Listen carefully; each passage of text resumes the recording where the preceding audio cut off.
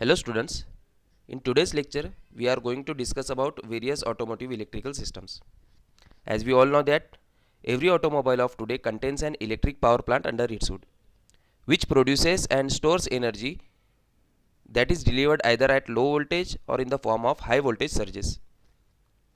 Electrical equipment fitted on automobiles is required to operate without failure for very long periods with such little attention. Further, it is made to operate under widely varying climatic conditions. At times, the power delivered by the system may be about 40 to 50 times in excess of the normal output for a very short period, such as at cold engine starting.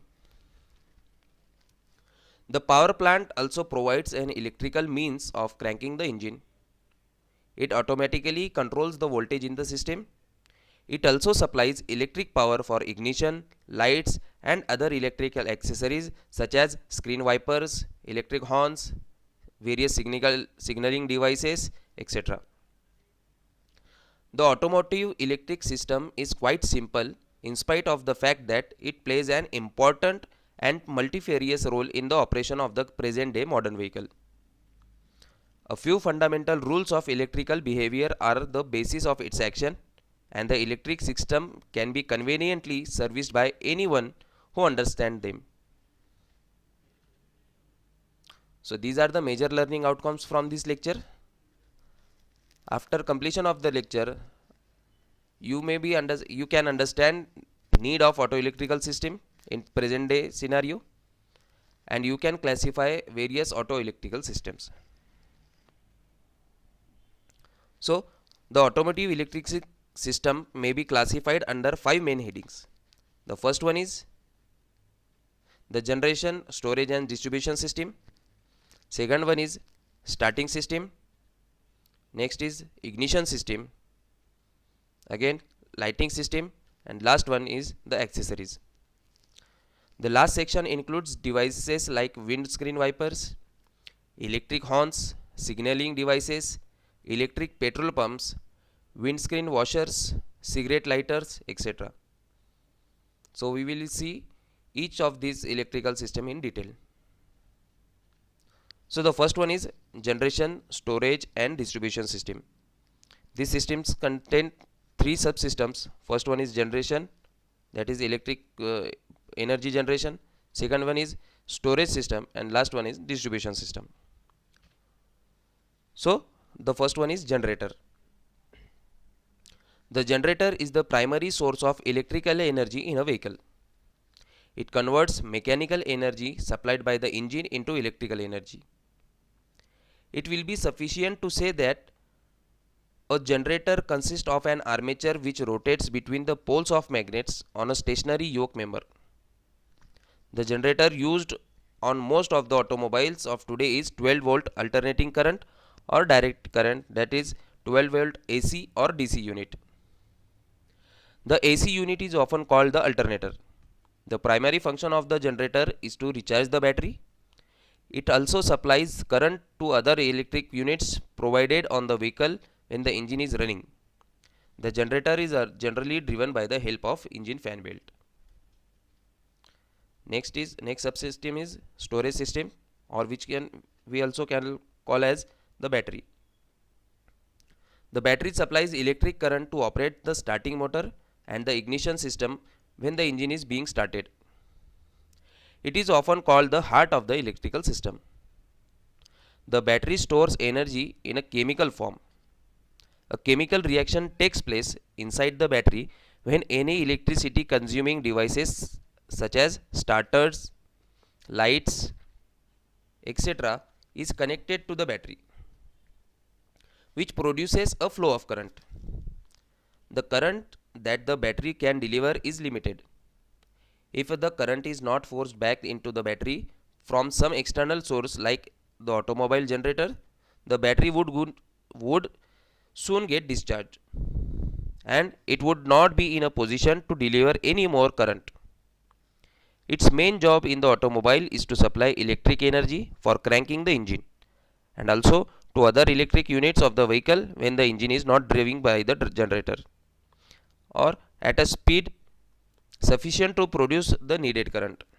The battery also helps in balancing the voltage in the system.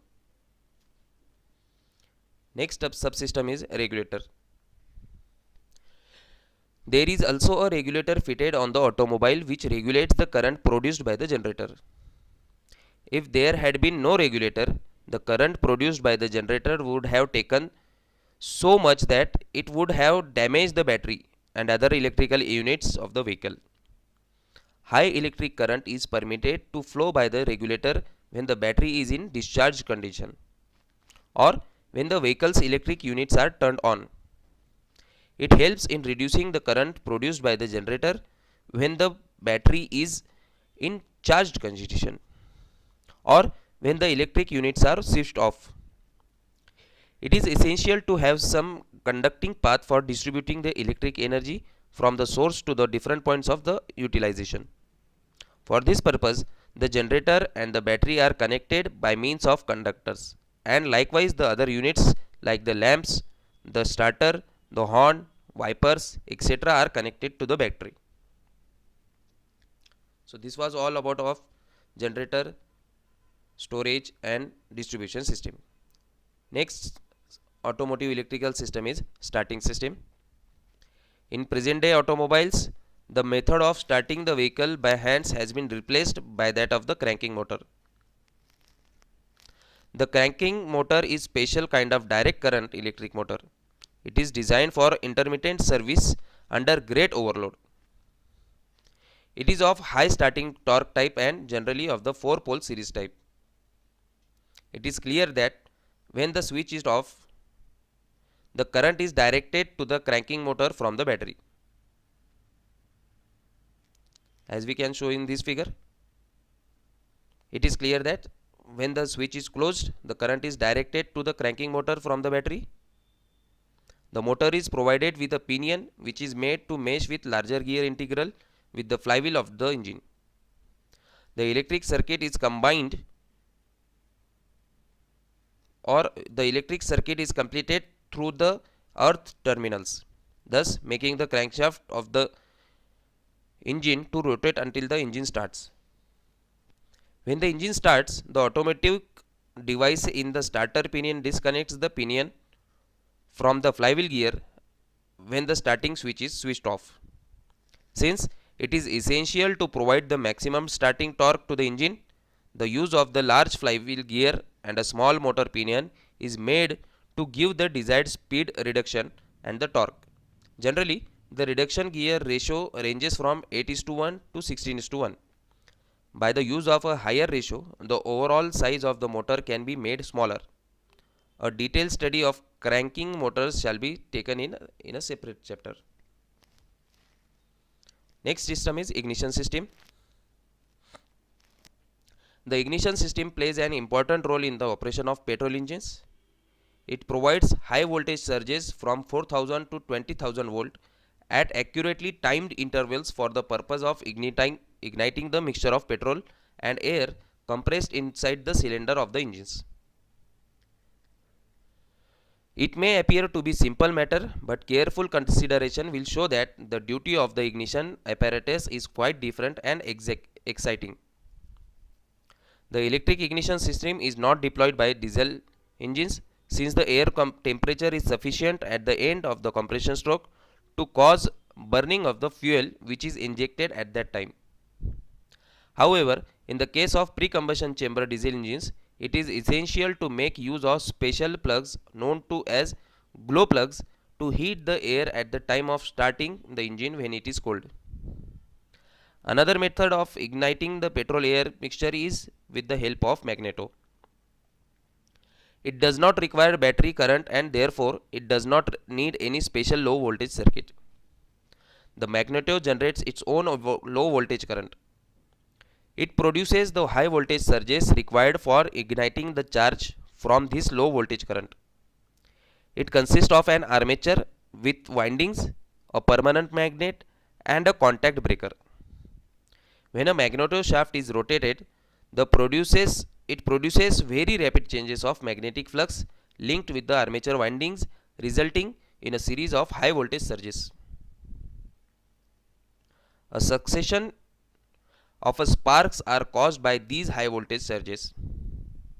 In the magneto, the basic source of energy is the permanent magnet. Since the spark energy is created by rotation, it is implied clear that this will increase with increase in speed. The spark energy actually increases rapidly from 0 to medium speed, and then it remains fairly constant throughout its rotation. So this figure shows a simple circuit diagram of the coil ignition system. The battery B supplies a low voltage current via emitter A, and the ignition switch S is to the primary windings of the ignition coil. The ignition coil converts the low voltage current of the battery to high voltage current for producing sparks inside the cylinder to ignite the mixture. The current from the low tension circuit of the ignition coil flows from the outlet terminals to the contact breaker CB and then back to the battery through the earth. The contact breaker CB is meant to make and break the low voltage circuit every time a spark is required at the spark plug electrode. The high tension lead from the central terminal of the ignition coil is lead to the upper part of the distributor D, which further distributes the high tension current to each of the spark plugs in the turn in case of a multi-cylinder engine.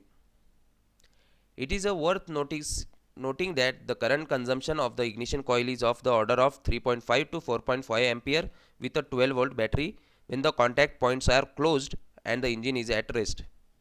The value falls to about one half of these when the engine is running. Next system is lighting systems.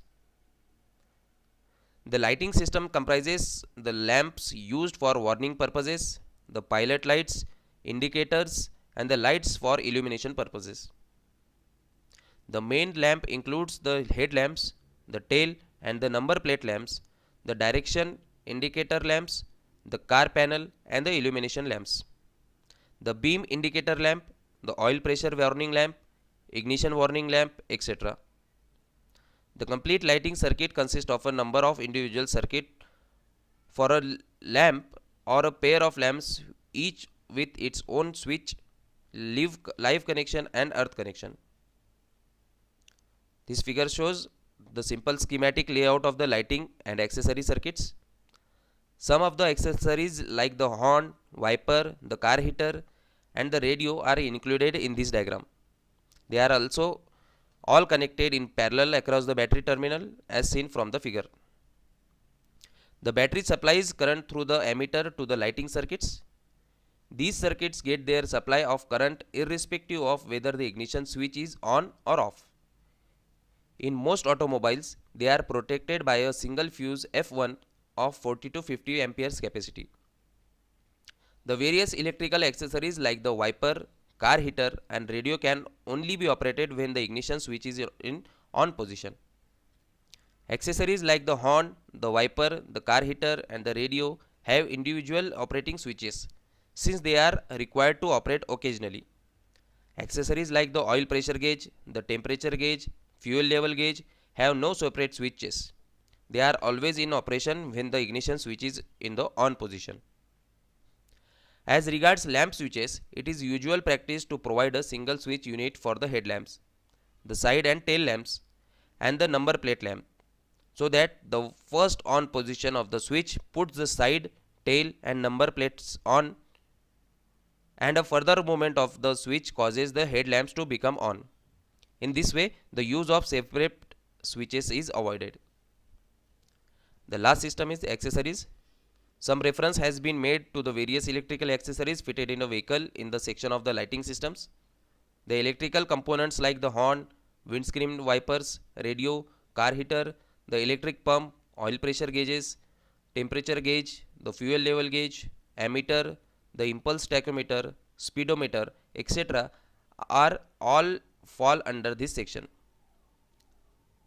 So this was all about the various automotive electrical systems. Thank you.